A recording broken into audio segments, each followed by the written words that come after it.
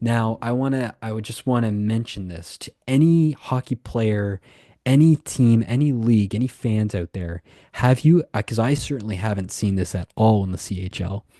Have you ever seen a player get an unsportsmanlike conduct penalty for snowing the goalie?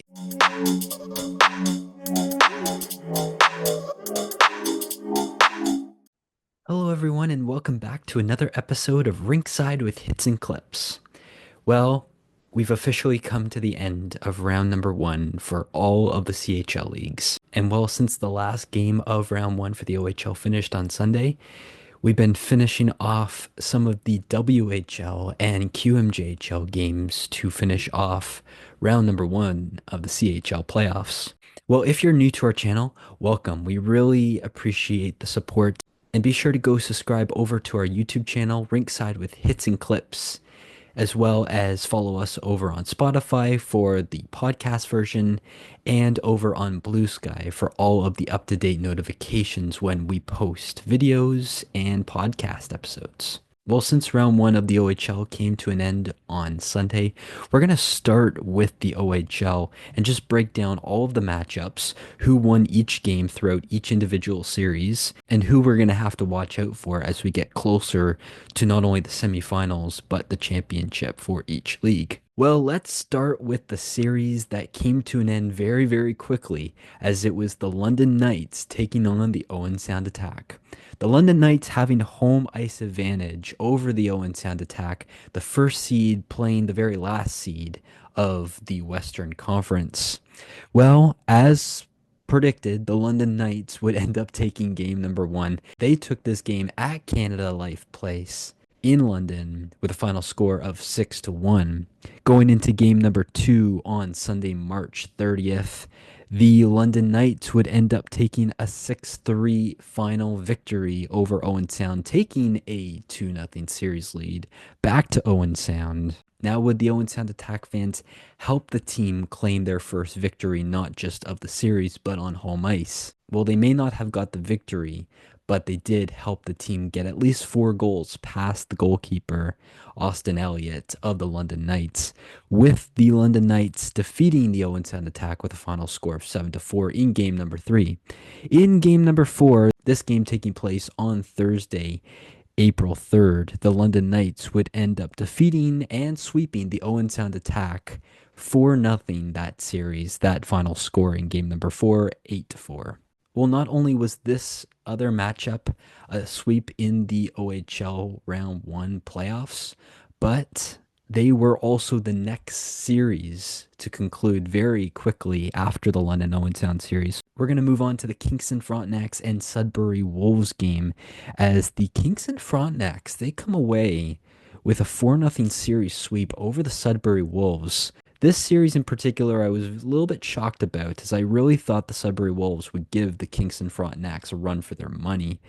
I did see the Sudbury Wolves play out in Guelph in February, and the Sudbury Wolves, man, they looked like playoff contention team to not only even get past the first round, but even make it to maybe even the semifinals. But it really all determined who your matchup was. And like everyone says, the regular season is just not the same as the playoffs. Well, the Kingston Frontenacs, they were ready to fight, as they ended up defeating the Sudbury Wolves in Kingston with a final score of 4-1 in game number one. On Sunday, March 30th, the Kingston Frontenacs would end up getting that 4-3 victory over the Wolves in game number two, but this one coming in double overtime. Shifting gears out to the Sudbury Community Arena, it was the Kingston Frontenacs defeating the Sudbury Wolves in game number three with a final score of 4-2. And then with game number four on the horizon on Thursday, April 3rd, it was the Kingston Frontenacs pulling away with a very close, tight game of 3-2 with that victory. And as a result, the Kingston Frontenacs would end up sweeping the Sudbury Wolves 4-0. We're going to move on to the next series of this first round OHL playoffs. And this was one I was really having a lot of faith in, because it was the Sault Ste. Marie Greyhounds falling to the Windsor Spitfires in 5 games. I actually had a lot of faith in the Sault Ste. Marie Greyhounds this series, but unfortunately, they fell short of Windsor, and well, they ended up getting eliminated from playoff contention. So, to recap this entire series, it was the Windsor Spitfires who ended up coming up big on home ice in game number one, defeating the Sault Ste. Marie Greyhounds with a final score of 7-2. Then we go to game number two. And this one's also in Windsor, but it's almost an identical score to the previous game in game number one, as Windsor defeated Sault Ste. Marie 7-1. So the shutout was gone in Windsor for game number two, but they still got that victory nevertheless. We shift out to Sault Ste. Marie now on Monday, March 31st, the last day of the month. And it was the Sault Ste. Marie Greyhounds who came out victorious on home ice, defeating the Windsor Spitfires with a final score of 3-2 in overtime. So that's a big victory for the Sioux Greyhounds as they prepare for game number four. Well, I don't think it went according to plan, as it was the Windsor Spitfires once again defeating the Greyhounds with a final score of 4-1 on the road. And at this point, you just really have to hope that the Sioux Greyhounds can just keep their season alive. Going back to Windsor, you don't even have home ice advantage at this point. So it's do or die time for the Greyhounds. And unfortunately, they would end up falling short as they end up getting eliminated by Windsor as they fall in this game 8-4. So not really what I predicted and what I imagined at the beginning of that series, but hey, it was just great to see the Sioux Greyhounds get at least one victory out of Windsor. We're going to stay in the Western Conference here and go to that Kitchener Rangers and Flint Firebirds game, as it was Kitchener defeating the Flint Firebirds in 5 games, 4-1. In the first game, this obviously being with Kitchener having home ice, Kitchener would end up coming away with the victory, and I saw this game live and I was like, oh yes. Kitchener ends up coming away with the victory over Flint 4-3 in overtime for game number one. In game number two on Sunday, March 30th, that wasn't really a close game. It was more of a blowout, with Kitchener pulling out the 6-1 blowout over Flint. That score being a final. And as a result, Kitchener takes a 2-0 series lead out to Flint, Michigan. Well, out in Flint, Michigan, the Flint Firebirds had something to say about that, because they would end up defeating Kitchener 2-0. And that's very different compared to what we just saw previously in Kitchener, where it was an overtime victory, a 1-goal game, and then a complete blowout. And then switching gears over to Flint, and Flint gets the shutout. So hats off to Flint for getting that victory, staying in the series, but Kitchener would respond in game number four, as they would end up getting that series lead 3-1 with a victory 5-1 in Flint, sending this back to Kitchener for game number five. And well, it wasn't an overtime, but it was a 1-goal game. Flint trying to keep their season alive, and they would just fall short, as this would be a 2-1 victory for Kitchener, winning the series 4-1. All right, we're going to switch gears over now back to the Eastern Conference for this Barrie and Niagara series. And this was another series I was watching very closely, let alone all the other games I was watching at the same time. But on Thursday, March 27th of game number one, up in Barrie, it was the Barrie Colts who took that victory 4-2 over the Ice Dogs. And I should mention too, this is also the Niagara Ice Dogs' first playoff appearance since 2019. So you would hope that Niagara would have some fire coming out into this playoff matchup. Well, then we go to March 31st, and it was the Barrie Colts who had a 7-5 victory over Niagara, taking a 2-0 series lead out to Niagara for their first home ice advantage since being back in the playoffs since 2019. So what would happen in game number three as we shift over to Niagara? Well, Niagara, they would end up getting their first victory in their first home ice game. That game turning into a 6-4 victory for Niagara and it being a 2-1 series lead. At this point, I'm thinking we're going all out to a game six. But Barrie had an answer in game number four as it was a 6-3 final in Niagara as Barrie claims that 3-1 series lead.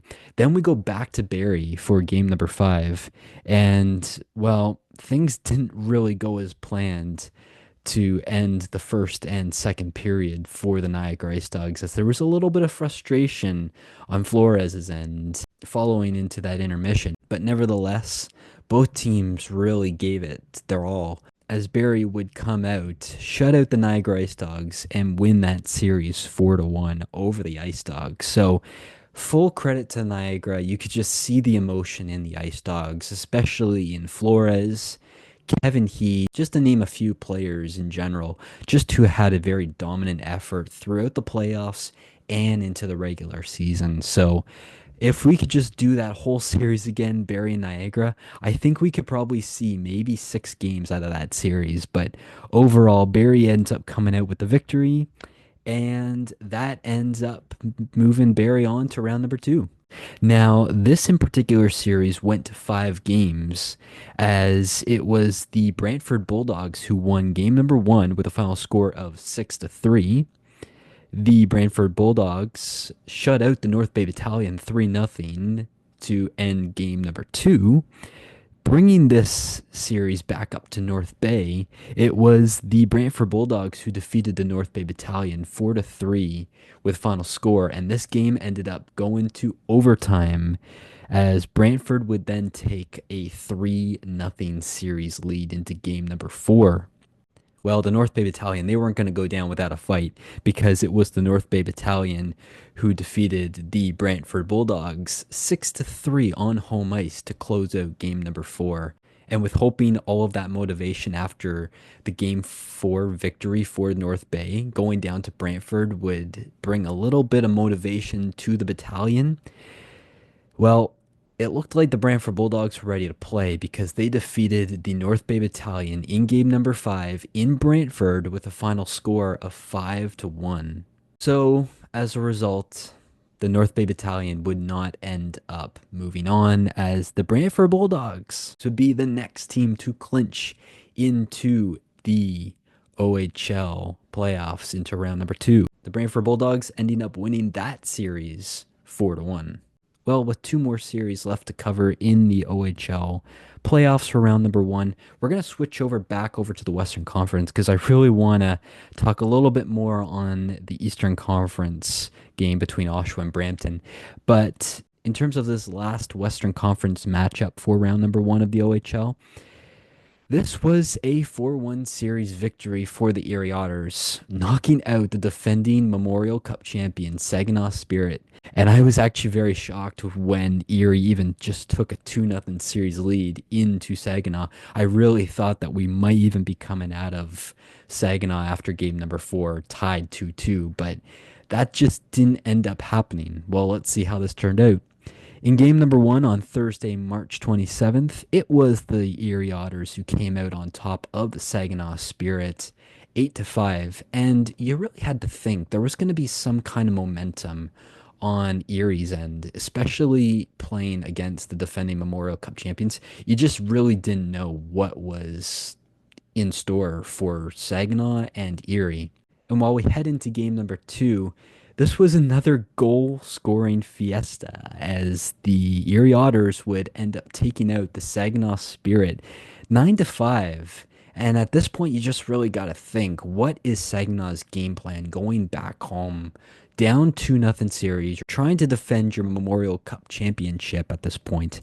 And well, I think Saginaw did have an answer because in game number three, they would end up pulling out that victory with a 3-2 overtime win over the Erie Otters. And while this is now a 2-1 series lead for Erie going into game number four, and well, again, you still have to play on the road and you just can't back down. You know, Saginaw has their fans on home ice and they're rooting them all the way. And Saginaw has a big test ahead of them. Not only is Saginaw looking to defend their Memorial Cup championship, but they also have home ice with their fans on their side, trying to see if they can pull off this comeback over the Erie Otters. I honestly really did think that Saginaw was going to pull out the comeback over the Erie Otters, but in the end, Erie ends up taking game number four with a final score of 7-3. We're starting to see a lot of blowouts, so you really have to watch closely to see how all this is going to turn out. Well, then we go back to Erie at the Erie Insurance Arena, and it is the Erie Otters who end up defeating the Saginaw Spirit with a final score of 6-3 and winning that series 4-1. I honestly thought that the Saginaw Spirit were going to make a monumental comeback, but Erie had other plans. You play, you prove yourself, and you just have to go with it. You just have to accept the end result. And that's how the series turned out between Saginaw and Erie. Well, this is a particular matchup I want to talk about very, very closely because not only was I at game five for this series, not only was I watching every single game very, very closely, but this was a huge, huge series matchup between Oshawa and Brampton in the Eastern Conference. The Oshawa Generals and the Brampton Steelheads, you really had to think maybe two of these teams were going to come out both in the semifinals meeting each other. But because they ended up meeting together in the first round, you really had to think that this was going to be a very close series. I'm honestly really surprised that this did not go to a game seven. It did go to game six, but as I was at game number five, I was like, oh yeah, Oshawa's got this in the bag. They're going to wrap this up. If you want to follow closely of more in depth of what happened in game five, be sure to go check out that recap video over on our YouTube channel. I cover a lot of video content and just the overall result of what ended up happening in that game. But before we cover a little bit more of game five and game six, let's go back and see how this series actually unfolded. So on Friday, March 28th, this is when it all began. The Oshawa Generals, they obviously have home ice advantage and they're looking to take out the Brampton Steelheads, if not quickly, at some point during this series. Well, as you would expect, it was a really high scoring game, and it would be the Oshawa Generals taking out the Brampton Steelheads with a final score of 7-4. We shift to game number two on Sunday, March 30th, and I honestly thought that Oshawa was going to go into this 2-0 series lead, but Brampton had other ideas, and they end up claiming that 3-1 victory over Oshawa. And so then we shift to Sunday, March 30th, and it was the Brampton Steelheads on the road trying to not go down 2-0, going back home into your own barn. So as a result, Brampton ends up getting that 3-1 victory. And as we shift back to Brampton, I'm like, maybe we do have Brampton taking a 2-1 series lead. As I wanted to keep things positive on my end, hoping that Oshawa would, well, they would end up doing so as they would win that game three on the road, 7-5, taking a 2-1 series lead. Well, then 2 days later, we go to game number four, and it was Oshawa pulling out that 4-1 victory, taking a 3-1 series lead, looking to wrap up this series very quickly, taking advantage of the Steelheads and just putting a bow on top of it on home ice. This was the game I was at on Friday, April 4th. Brampton's in Oshawa.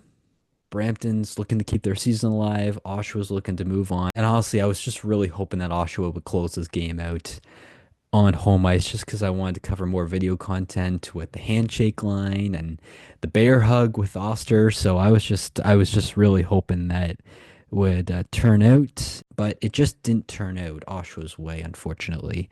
The Brampton Steelheads would end up putting two empty netters in the end of the third period, with Brampton taking a 6-3 final victory out of Tribute Community Center.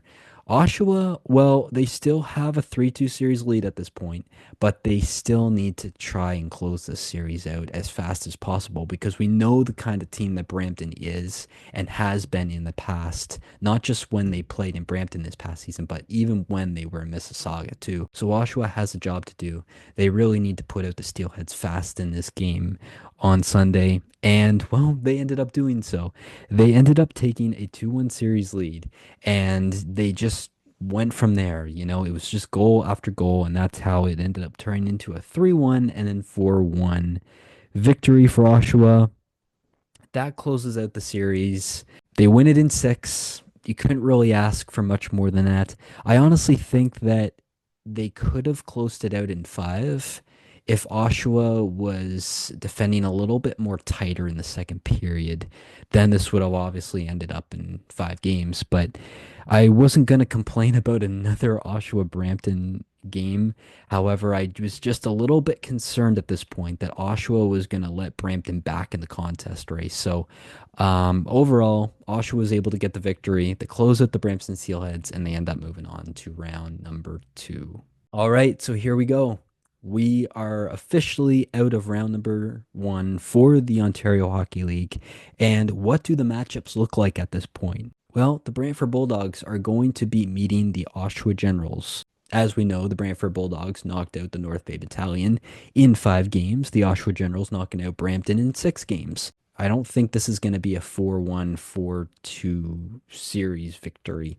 This is probably going to go to maybe 6, if not 6, 7 games at this point for Brantford and Oshawa. So we're going to have to see how this turns out. Oshawa, obviously, they went to the OHL finals facing off against London last season. They're hoping to do the same because I think we can safely say that if it's not Windsor, it's probably going to end up being London again, who ends up winning the Western Conference and maybe even the entire OHL championship again. So as a result, this Brantford and Oshawa series is going to be very close and very tight, but I can probably see this one going to 6 or 7 games. Well, the Barrie Colts, they knocked out the Niagara Ice Dogs, as mentioned, with a series victory 4-1, knocking Niagara out in 5 games. And Kingston sweeping the Sudbury Wolves. I just still can't believe that happened. I really thought Sudbury had a little bit more in them, but clearly not, but nevertheless, it's going to be a Barrie and Kingston series. So just to go back to this Brantford and Oshawa series, so game one is going to happen on Thursday, April 10th, game two on Sunday, April 13th. Tuesday, April 15th, we're going to shift back to Oshawa for game three. And then on Thursday, April 17th, game number four between Brantford and Oshawa. If necessary, on Saturday, April 19th, it's going to be Oshawa Brantford game number 5. On Sunday, April 20th, Brantford and Oshawa back in Oshawa for game number 6. And then obviously, if necessary, a game 7.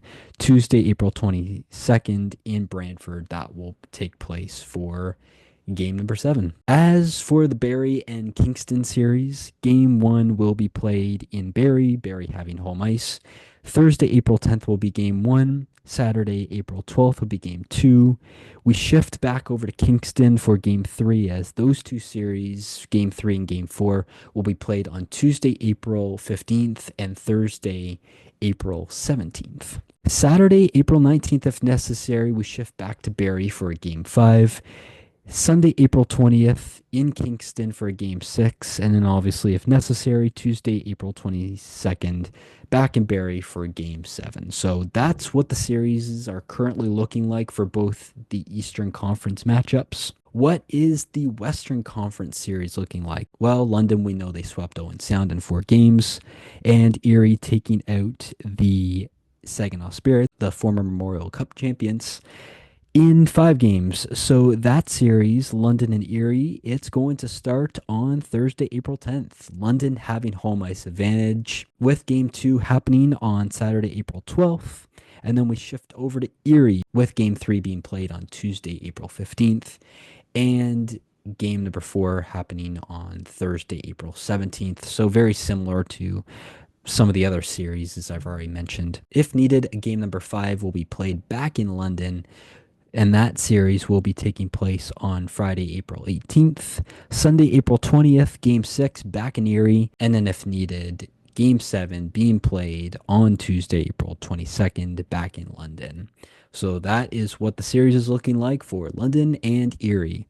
And then the last Western Conference matchup, it is the Windsor Spitfires taking on the Kitchener Rangers.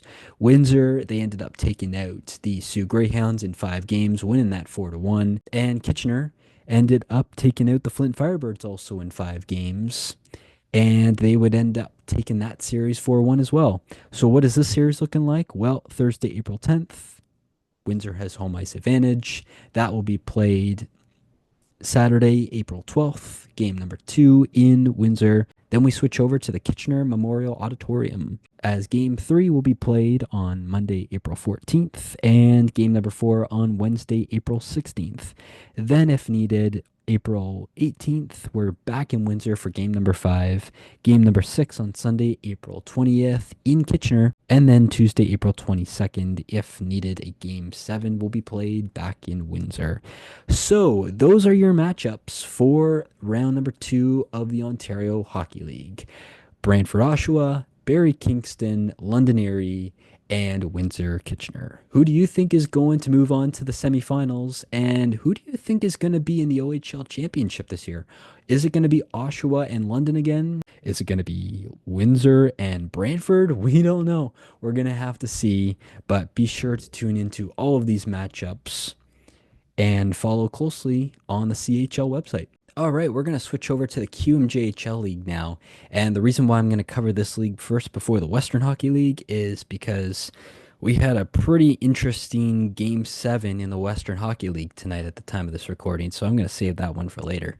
But for the QMJHL matchups of what happened in the first round, well, it was the Moncton Wildcats taking on the Quebec Ramparts. How did this series end up turning out? Well, I really thought Quebec had a little bit more in them. Moncton ends up sweeping the Quebec Ramparts 4-0 series. And what happened, at least from the scorers' point of view? Well, on March 28th, it was the Moncton Wildcats who defeated the Quebec Ramparts 4-3 in overtime in Moncton. So that was a really close game there. But we looked at game number 2, and it's Moncton shutting out Quebec 4-0, taking the series back to Quebec and hoping that the Ramparts can really get back into this series. Well, on the first day of April, April Fools, this wasn't an April Fool's joke, by the way. It was the Moncton Wildcats defeating the Quebec Ramparts once again in overtime, taking game number 3 and also taking a 3-0 series lead, which means that the Quebec Rampart season is on the line. So we go into game number 4 in Quebec, and it is the Moncton Wildcats coming out with a very close 1-goal lead game as they end up sweeping the Quebec Ramparts, taking the series 4-0, and moving on to round number 2. We move on to the Rimouski and the Charlottetown series. It was the Rimouski Oceanic sweeping the Charlottetown Islanders. I just can't believe that happened. Charlottetown not winning one game over Rimouski. Let's see how this happened. Well, on March 28th, Rimouski ends up defeating Charlottetown 6-2 to win game number 1. In game number 2, I'm really not sure what Charlottetown's game plan was in this. Charlottetown ends up getting shut out 10-0. 10-0. I don't really know how that's possible, and I really don't even know how that's even acceptable for a game number 2 round 1 matchup. Well, Charlottetown's going to have to turn this around somehow as they head back onto home ice into Charlottetown and see if they can come back. Well, we go to game number 3, and it wasn't as big of a blowout, but it was another shutout for Rimouski. They defeat Charlottetown 4-0. Then we go into game number 4, and well, Charlottetown does get on the board. They show a little bit of effort, but Rimouski scores 4 more goals of their own, similar to game number 3, and they make it a 4-1 victory to close out game number 4 and the series. So Rimouski Oceanic, they're on their way to round number two as the Charlottetown Islanders, the only team in Prince Edward Island, has been eliminated from the playoff contention. All right, what's going on in that Chicoutimi and Acadie Bathurst series? Well, as I should mention too, Acadie Bathurst, they're playing their last season, their last potential series. And if they even don't make it past here, they will be playing their last series in Acadie Bathurst before getting relocated to Newfoundland. Now, if you haven't heard, the Acadie Bathurst Titans will be getting relocated to Newfoundland for the 2025-26 season in the fall, as they will become the Newfoundland Regiment. They will be playing out of St. John's, Newfoundland, and they will be playing their first season in the province of Newfoundland and Labrador.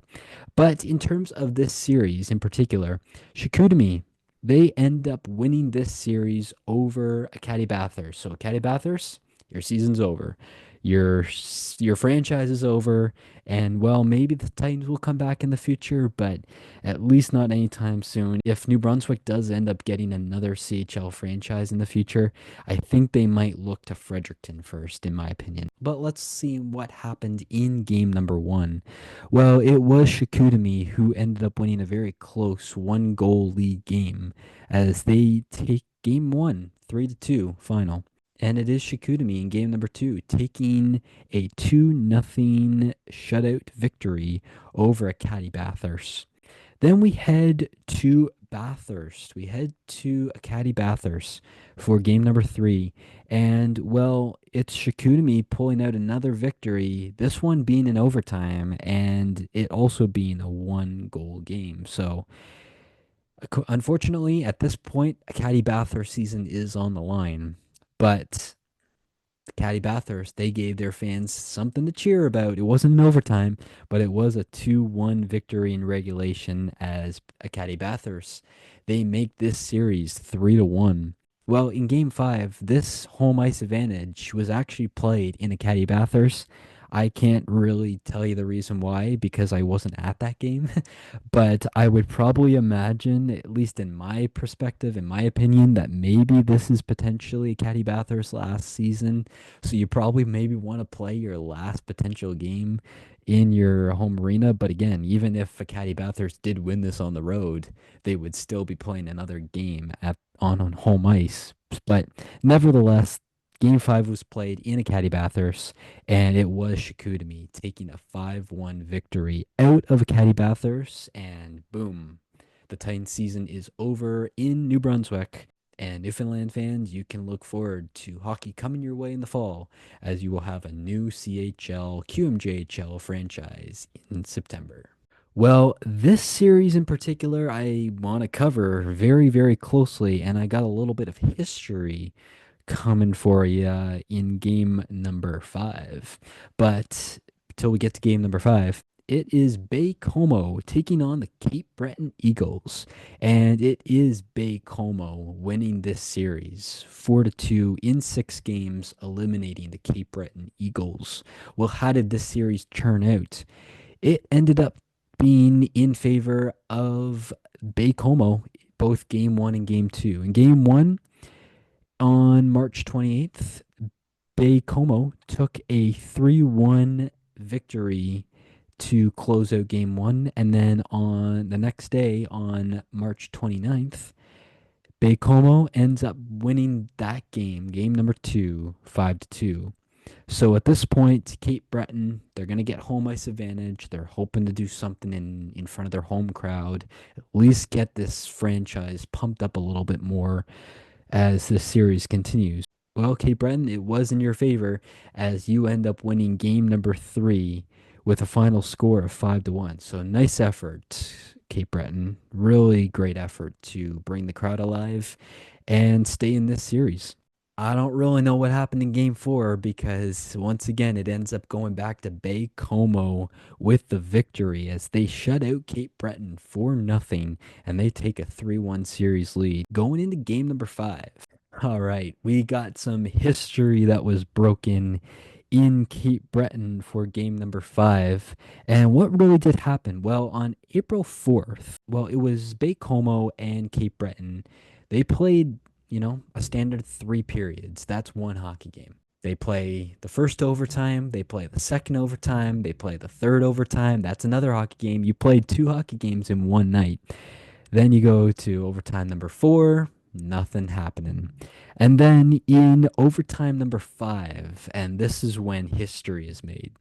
So the Cape Breton Eagles ended up winning this game 3-2 in overtime number 5. This may have been 2 or 4 minutes into overtime number 5, but Cape Breton, they ended up winning the third longest postseason game in CHL history. It was 141 minutes and 42 seconds long. That's the third longest postseason game in CHL history. And not only that, it was also the second longest QMJHL game in history. So credit to both of these teams for putting up quite a fight.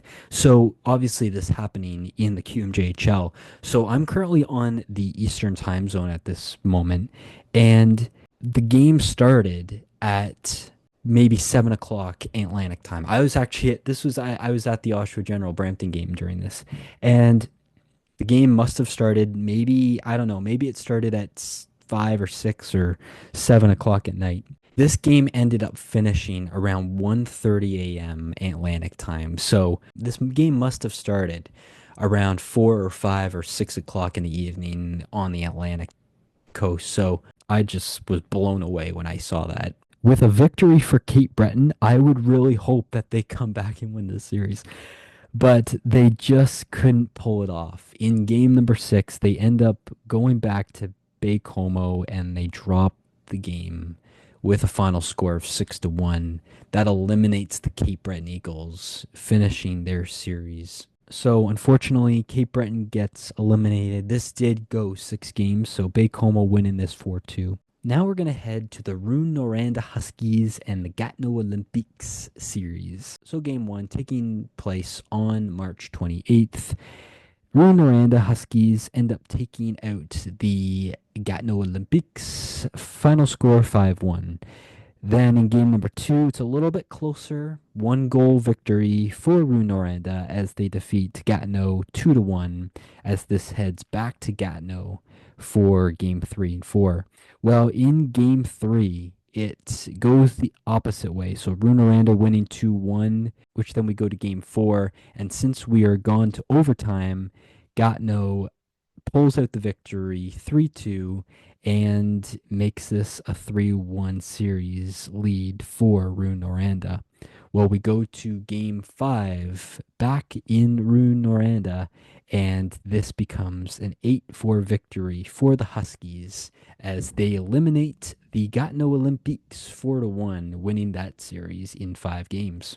We are going to check out the Shawinigan Cataracts and the Val-d'Or Flauriers series as Shawinigan wins this series 4-1 in 5 games. Well, how did this turn out?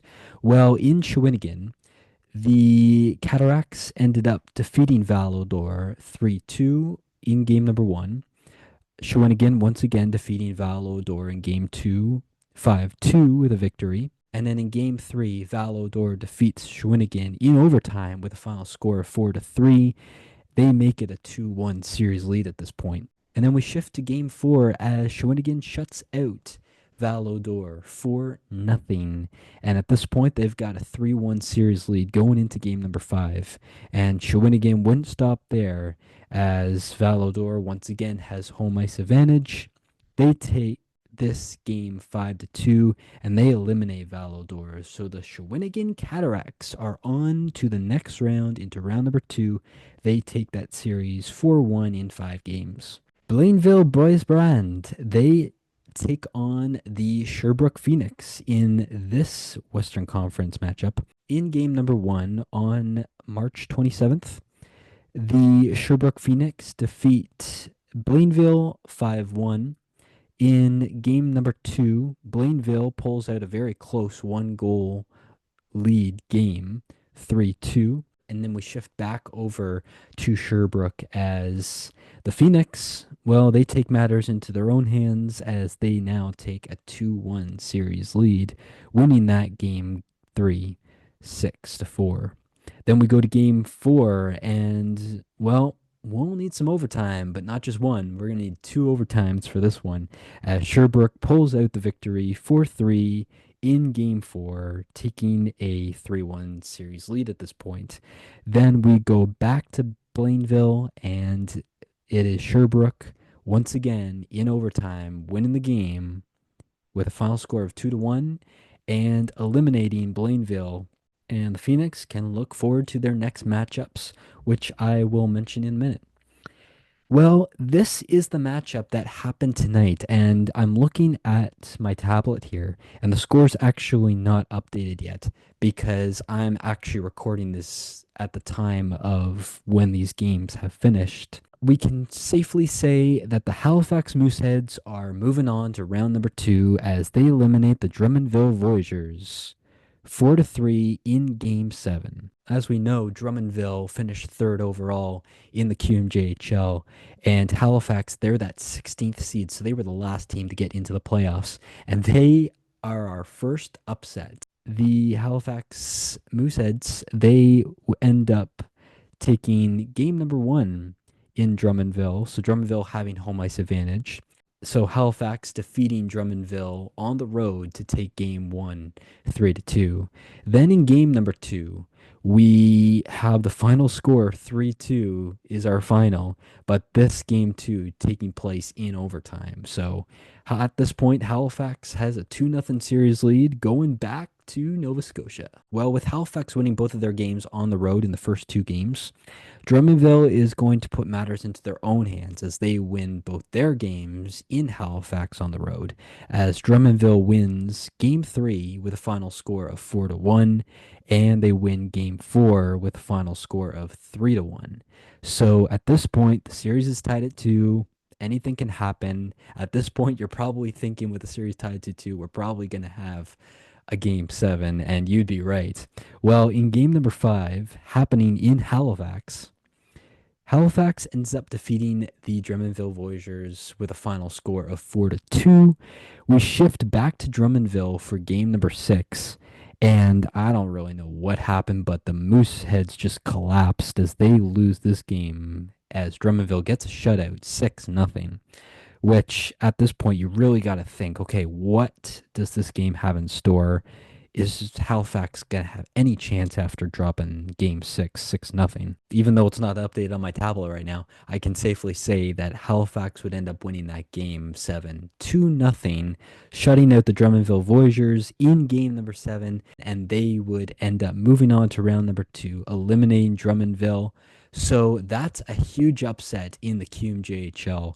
Drummondville, as I mentioned, finished in the third spot overall in the league, and Halifax being that 16th seed, they end up moving on and eliminating the Voyageurs. So as a result, that is the final results of how round 1 turned out for the QMJHL. Well, what do the matchups look like? Well, here on my tablet, I only have 2 set matchups at the moment, and it's going to be the Moncton Wildcats and the Bay Como Drakkar. So for this specific matchup for the Eastern Conference, game 1 is going to be happening on April 11th, and that is going to be happening in Moncton. Game number 2 happening in Moncton is going to be on April 13th. April 15th is going to be back in Bay Como, and April 16th also for, and game 4 also in Bay Como happening on April 16th. We are also going to be playing game number 5 in Bay Como, as that will be played on April 18th. We shift back to Moncton, New Brunswick for both game 6 and 7, and game 6 happening on April 21st, and game 7 happening, if needed, obviously if necessary, on April 22nd. So those are your upcoming games for the Moncton Baie-Comeau series. Rimouski is going to take on Chicoutimi. And how is that series going to turn out? Well, Rimouski is going to have home ice advantage for games one and two. Games one happening similar to all the other series on April 11th, game two happening on April 12th. And then we're going to shift back to Chicoutimi for game three and four. Game three happening April 15th. Game four happening April 16th. Game five, obviously, if necessary, is going to take place in Rimouski, and that's going to happen on April 18th. Game six in Chicoutimi, April 20th, and then, if necessary, obviously, Game 7 will be taking place back in Rimouski on April 22nd. So those are your matchups as of right now. With the Halifax Mooseheads winning tonight in game number 7, it is official. They will take on the Rouyn-Noranda Huskies. That schedule has not yet been posted on my end. Rouyn-Noranda has posted the schedule on their social media account. So game 1 and game 2 will be played in Rouyn-Noranda. Game 1 happening on April 11th and game 2 happening on April 12th. Then we shift back to Halifax for game 3, 4, and 5. These will be playing game 3 happening on April 15th, game 4 happening on April 16th, and game 5 happening on April 18th. Then for if needed, game 5, 6, and 7. But game 6 and 7 will be happening back in Rouyn-Noranda, and game 6 will happen on April 21st, with game 7, if needed, happening on April 22nd. This schedule I'm reading off is in French, by the way. All right, and so it is confirmed that the Shawinigan Cataracts and the Sherbrooke Phoenix are going to be meeting up now that Halifax will play Rouyn-Noranda. That schedule for Shawinigan and Sherbrooke is yet to be announced and determined. I've looked on the social media pages for both Shawinigan and Sherbrooke. Nothing's been posted. Nothing's been posted on the CHL website. So if you are interested in watching any of those matchups, if you are in the QJHL as a fan and you want to watch those games, keep an eye on the schedule for both the CHL and those two teams. I would assume that the schedule has been made and it will be posted anytime soon. So just keep an eye out for that. All right, we are going to now shift over to the Western Hockey League playoffs for round number 1, and let's see how all of these matchups happened and what ended up occurring. So to start off the round 1 matchup of what happened, I'm going to start with the Calgary Hitmen and the Saskatoon Blades game because this was the only matchup that ended up being a sweep. So Calgary Hitmen, they end up sweeping the Saskatoon Blades 4-0. Game 1 happening on Friday, March 28th. Calgary ends up winning game 1 4-2 as a final. On Sunday, March 30th, Calgary ends up winning game 2 5-1 as a final. Then we shift over to Saskatoon for game 3 and 4. Game 3 happening on Tuesday, April 1st. Calgary ends up winning that game 4-1. And then Wednesday, April 2nd, game 4.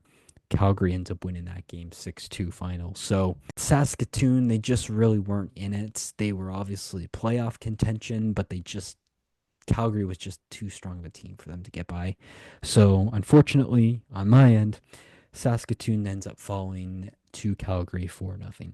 The next matchup we're going to cover is the Medicine Hat Tigers and the Swift Current Bronco game. So Medicine Hat, they end up winning this series in 5 games, 4-1, and they end up taking game 1 with a final score of 4-0 for Medicine Hat. That is a shutout for Medicine Hat. And game 2 in Medicine Hat obviously having home ice advantage. They win that game 6-3.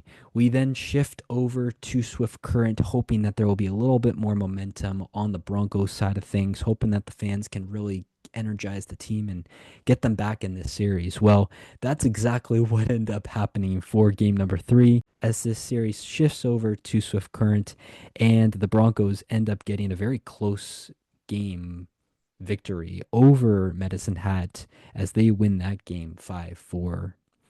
Then we go into game number 4, And it's the Medicine Hat Tigers, and they end up coming out with the victory in overtime, 4-3 over Swift Current. I honestly think if Swift Current won Game 3 in overtime, this series would probably been going maybe not to a game six, maybe to a game seven if they were able to tie that series 2-2. But nevertheless, we end up going back to Medicine Hat, and the Tigers end up defeating the Swift Current Broncos 3-2 on home ice, and they claim that series victory as they eliminate the Swift Current Broncos from playoff contention. All right, staying in the Eastern Conference, we're going to take a look at the Lethbridge Hurricanes and Brandon Wheat Kings series and what did that series have in store. Now, I can get every single OHL and Western Hockey League game on my TV box.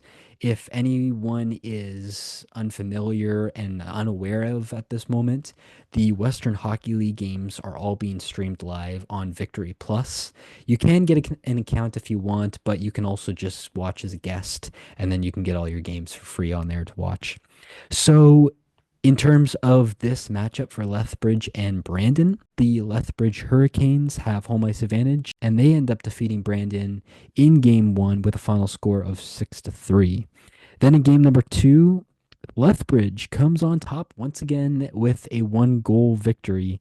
4-3 is the final as Lethbridge takes a 2-0 series lead into Brandon, Manitoba. Well, once again, Lethbridge is going to continue the dominance that is the Hurricanes, and they will end up taking a 3-1 series lead with a 3-1 victory in game number three. And then in game number four, the Brandon Wheat Kings are coming alive a little bit. The Wheat Kings get the victory on home ice with a final score of 6-4, which means that the Brandon Wheat Kings force a game five. And that game five, it would go in favor of Lethbridge as they would defeat the Brandon Wheat Kings 5-2 and eliminate Brandon from playoff contention.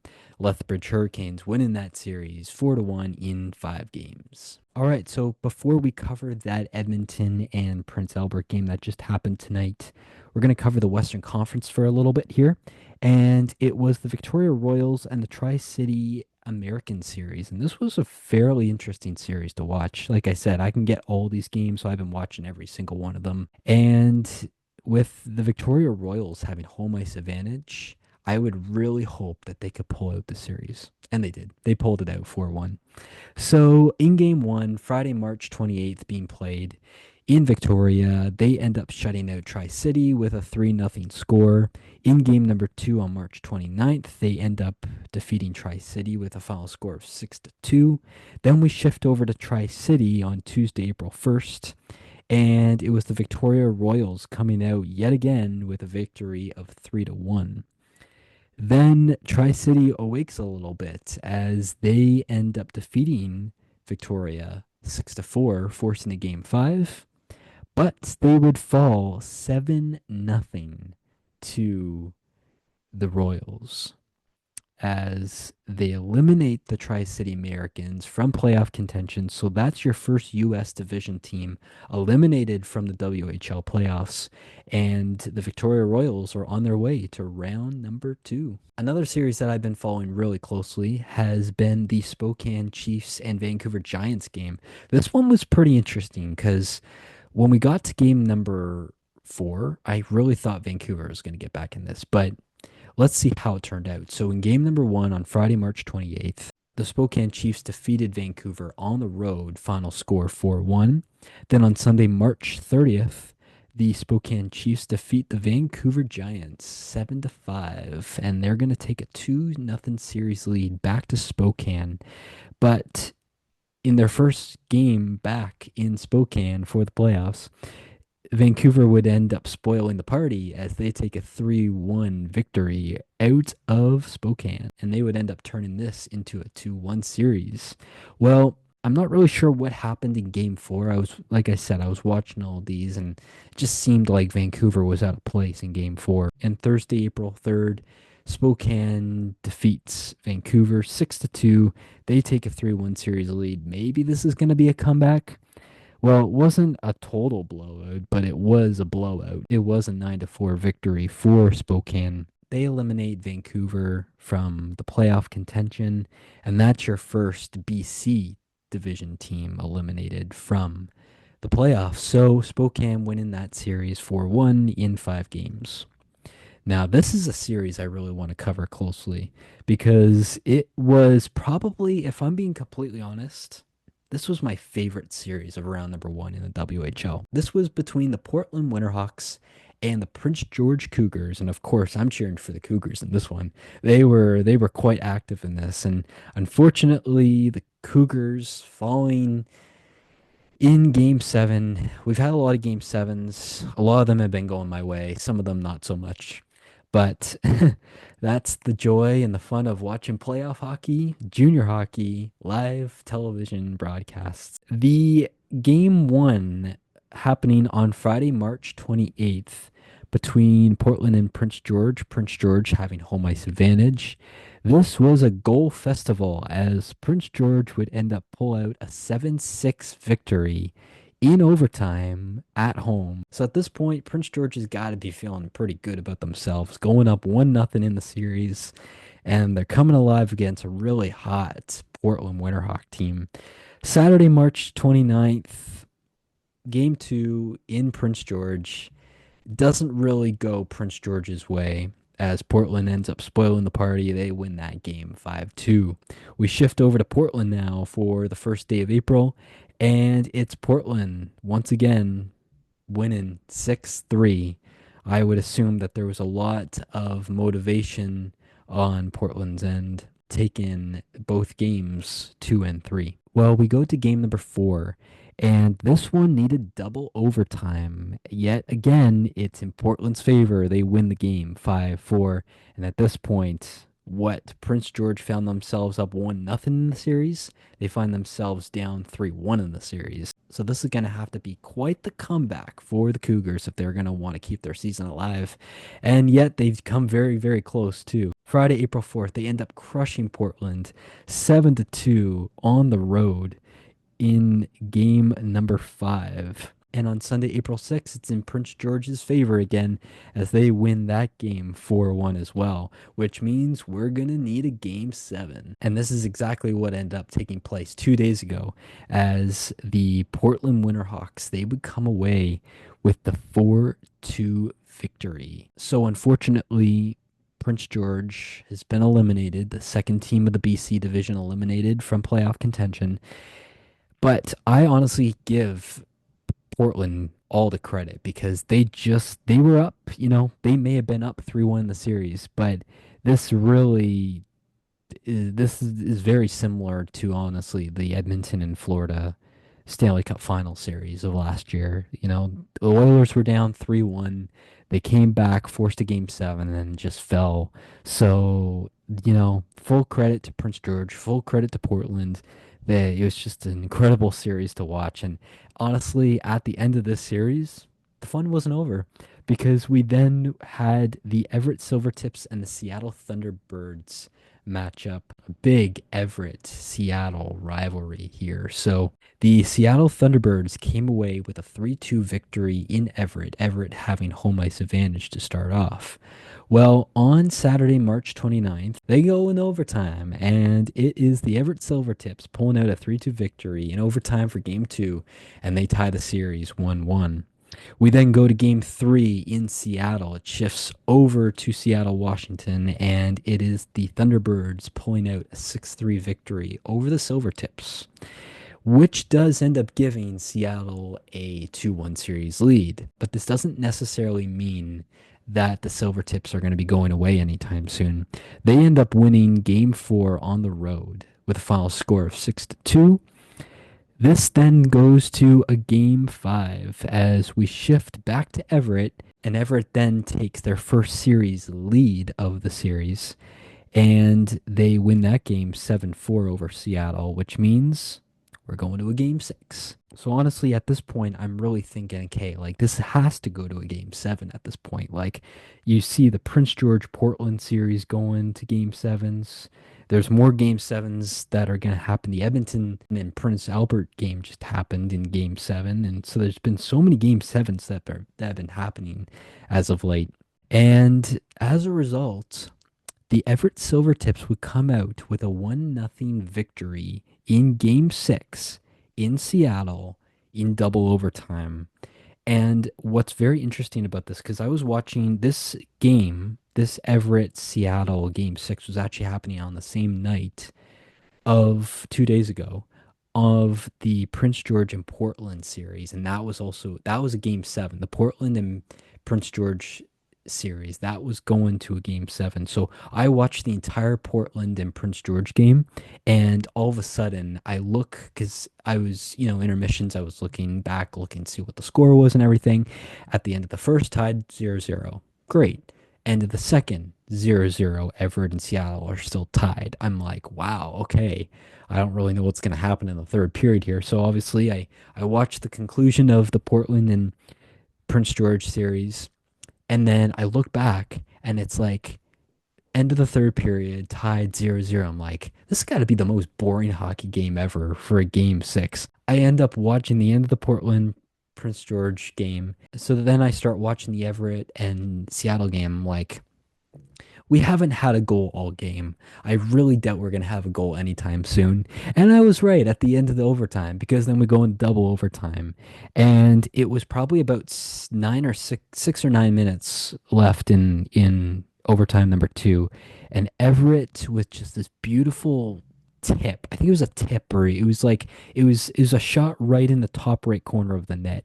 And Everett pulls out the series win victory, and they are moving on to the second round, eliminating the rivals of Washington.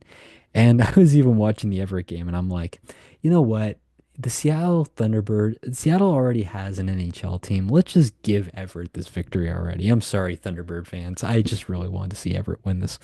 And so they did. They ended up eliminating the Thunderbirds. They move on to round number two, and that is your second U.S. division team eliminated from playoff contention. So the last game now to cover in the Western Hockey League in the CHL for this video is the Prince Albert Raiders and the Edmonton Oil Kings game. So I was watching this game. This was the only game that was on tonight. And this just happened to be a game that just didn't really go Edmonton's way. The series was in a little bit more favor of Edmonton at the beginning of the series, but then it started to become a little bit more of an advantage for Prince Albert. Well, let's just break down what happened here. So in game one, on Friday, March 28th, it was the Edmonton Oil Kings who pulled out a 3-1 victory over the Prince Albert Raiders on the road. So just to mention, Prince Albert does have home advantage in this. Saturday, March 29th, we move on to game number two, and it was Prince Albert pulling out a big victory after falling by 2 goals in game one. So Prince Albert takes game two, 6-1. So at this point, the series is tied at 1. Then we shift back to Edmonton at Rogers Place. And on Tuesday, April 1st, Edmonton pulls out a very close 3-2 victory over the Raiders, and Edmonton takes a 2-1 series lead. Edmonton wins exactly same score of game number three. They win 3-2 game four. Game five happens in Prince Albert. Edmonton just can't pull it off. Prince Albert wins the game 4-2. The series is now 3-2 Edmonton. Then we go back to Edmonton. I was watching this game on Sunday night, and I don't know what happened. Edmonton was in full control, but Prince Albert, they just weren't going away. They were not going to go down without a fight. And Prince Albert ends up winning a 1-goal victory out of the Oil Kings, and Prince Albert wins that game 4-3. This is when tonight happened. Obviously, it's not updated on my tablet yet because I'm pretty sure they're just wrapping up all the series finals here at the moment. At this point, Edmonton was down 2-0 at the end of the first.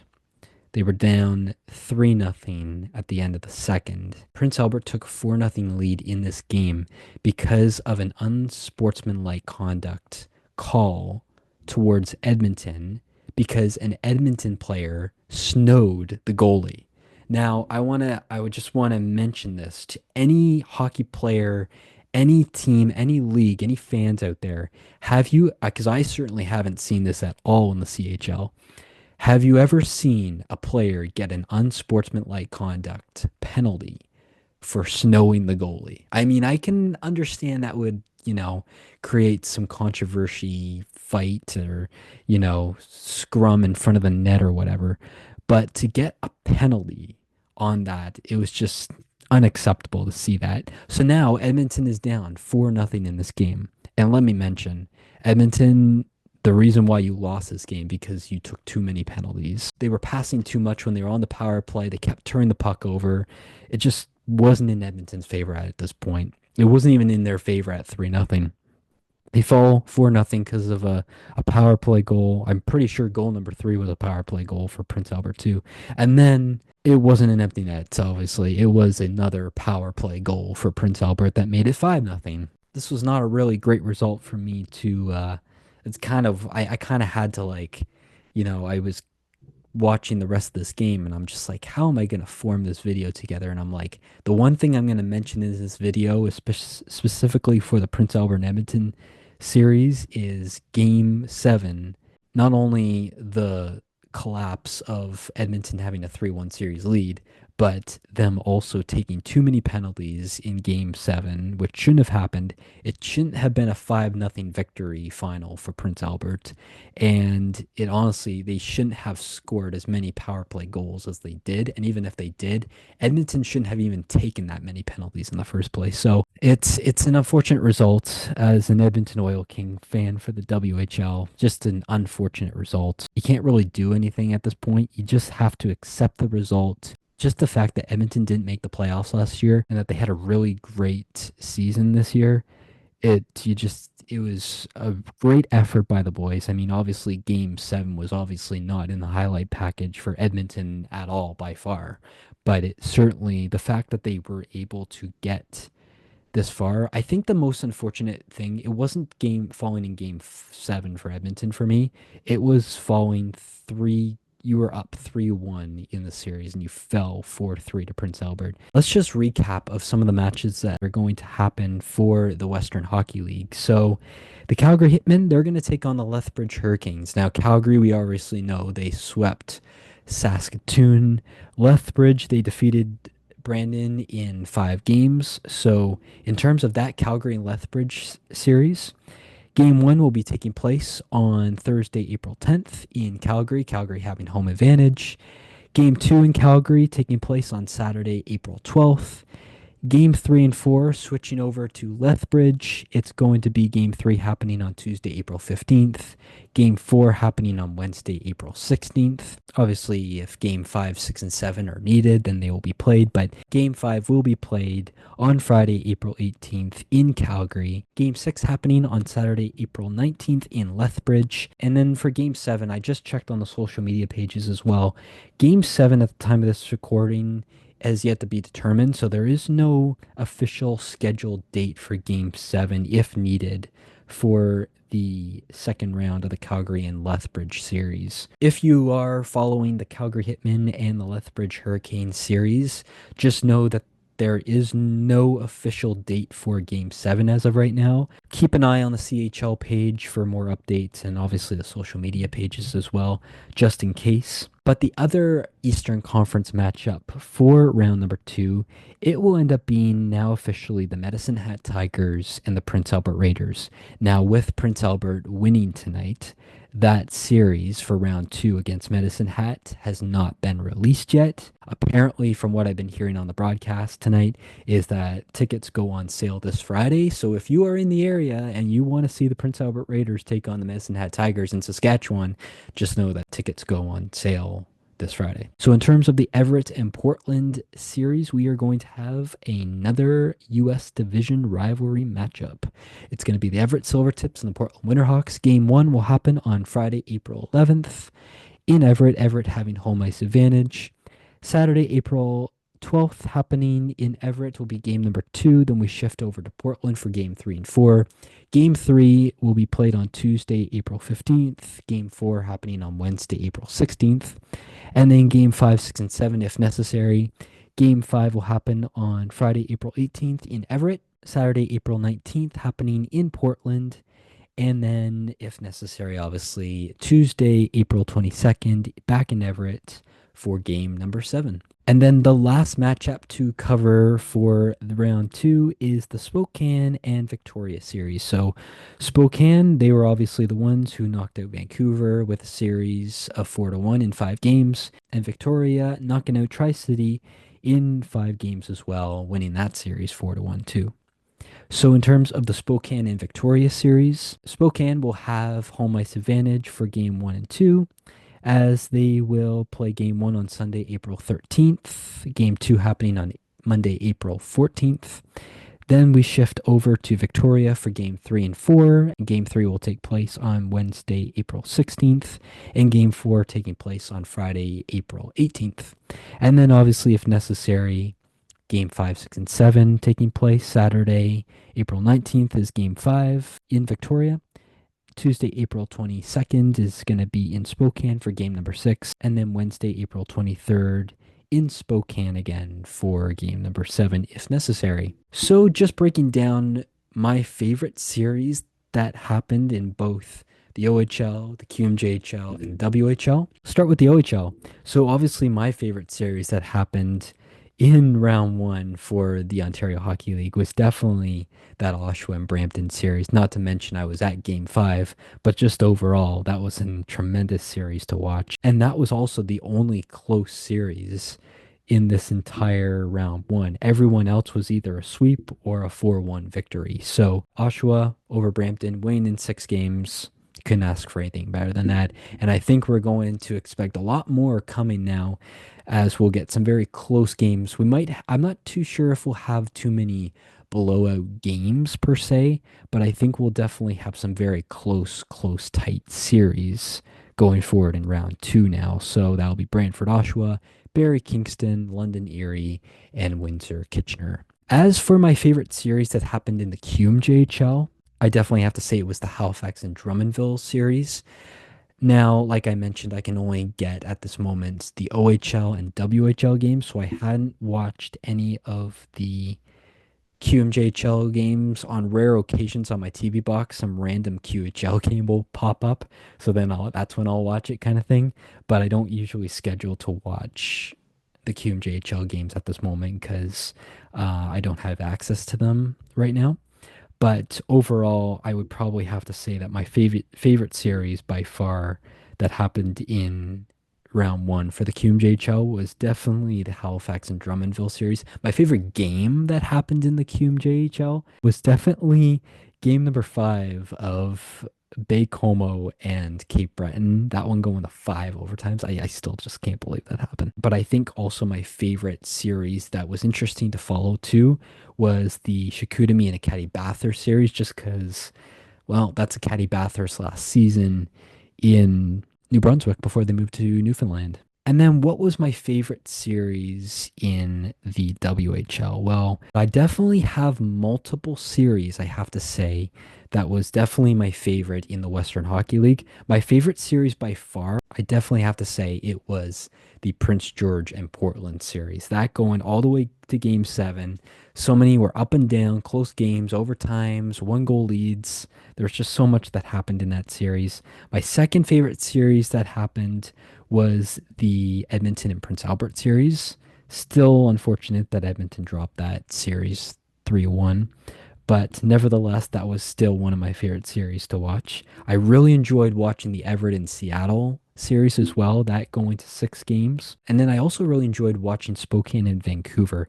Even though that one just went to 5 games, Vancouver really did put in a lot of effort, and it was interesting to watch that one.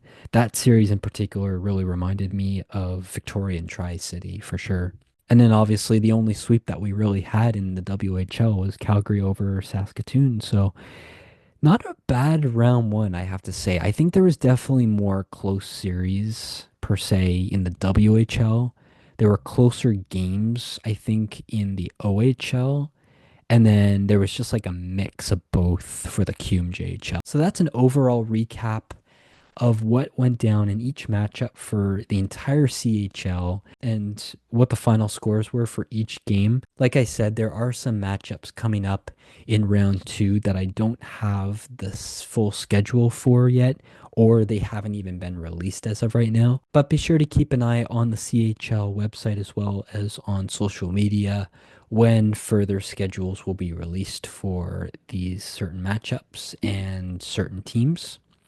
To give you an idea of what the matchups upcoming for game one are and some game twos for the OHL, WHL, and QMJHL happening this Thursday on April 10th. It is the Erie Otters at the London Knights, the Oshawa Generals at the Brantford Bulldogs, the Kingston Frontenacs at the Barrie Colts, and then the Kitchener Rangers at the Windsor Spitfires. So those are all the games happening for game one on Thursday in the OHL. On Saturday for the OHL, for game number two, we have the Erie Otters at the London Knights, the Kitchener Rangers at the Windsor Spitfires, and then the Kingston Frontenacs at the Barrie Colts.